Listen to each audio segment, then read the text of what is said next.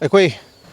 plastic ki masina sinara matungda kana khroba pot si ekhona sinara matunda masi arem kha khunjerak pasana ising da natagana water body da river turen da pukri da pat da kadi hunjalaga masina thorak pollution sing sa amajina yamna issue mo kana globally world gi phom khudi muta plastic pollution sigi achauba samasya am la ekoi doji aduna ekoina masina sum kuithara kan magi machem machem kaithara kanda macha macha magi molecule man kaithara kanda ko mina ubangam bangam da makhal microplastic nanoplastic na chingum yam singsina khoi atmosphere yaw khina sor hon changsil lakpa adagi climate change gi greenhouse gas ani bisi masine hengala kan sabe am hengala lakpa khoida adu lon lon mai food chain system changhara kanda nga na kaina sara kanda nga du khunung sara kanda khoida changsil lakpa nataga sanda kai sangom da kai da khoi microplastic yaw lakpa si issue ma am ji khangmina kan khana malem gi na khoi gi united nations na handakti plastic se khoi gi prithvi phom khuni motagi masi pollution se lehalagum je na with the plastic pollution or ending the plastic pollution globally na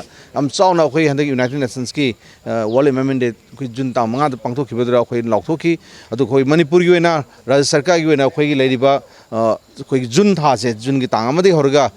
khulai ba tang kunthra jun gi tang kunthra bau se month long world environment day observation of khoi na pangthok charaga khoi mayam leiriba stakeholder different stakeholder atare academic da leiriba khoi gi college school adagi shastra naharon adagi sangstan sing very ma'am ju khoi different stakeholders singa khoi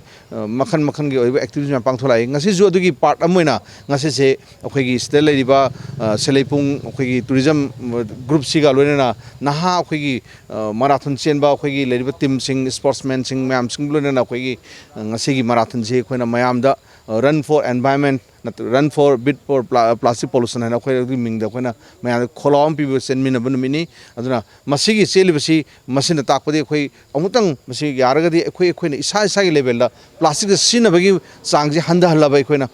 demand ji handa gar kan di automatically plastic puthoro pasi ju handa rakani hari khoi da aduna yam khoi tangai phadana khoi na single use plastic na khoi na amutang sinna khunjang makli plastic je masi ma de khoi hariba numise khoi tokthokminasi yangi sinarugumsi khoi site gi san demand side management na khoi na isa isa na sinabji handra kanda production so handra kan haiba khalon jira khoi na plastic ki pollution je amuna khoi gi malim se lehendra bhona si na marking ngasi gi marathon ga amari na appeal pizadi mayam khoi gi ngasi kaino marathon khoi gi director of environment and climate change government of manipur na sinbi duna khoi gi world environment day 2025 ka अखोई था मसिगी चथर चबगी कोई सिगी मरी लेना सिंजरी बसे कोई ending plastic pollution हाइबा हंदकी सही गिसे सिदैजिदा ngasi कोई directorate ना कोई एम्फेसिस पिजनिंग बसे प्लास्टिक पोल्यूशन जी एंड तोबा आईदी रिड्यूस तोबा नत्रगा प्लास्टिक पोल्यूशन लहेंदबा हाइबसे मसी कोई की प्रजा कम्युनिटी इंडिविजुअल सिंग गवर्नमेंट डिपार्टमेंट सिंग गवर्नमेंट एज ए होल हाई तारेने अदगी कम्युनिटी एज ए होल मयाम जे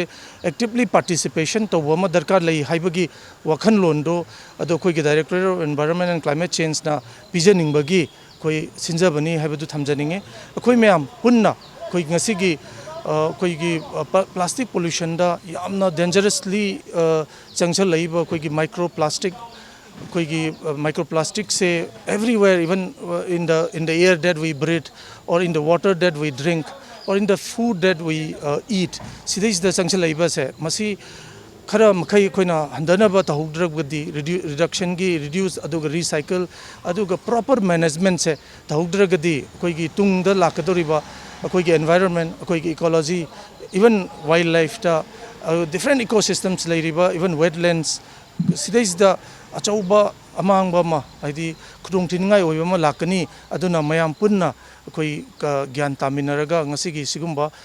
marathon jina awareness mayam da pibi rakanda masi koi each and every individual gi koi gi magi thodang do pangthok minasi haibadu adugi matang dani haidana thamjage. Thank you very much.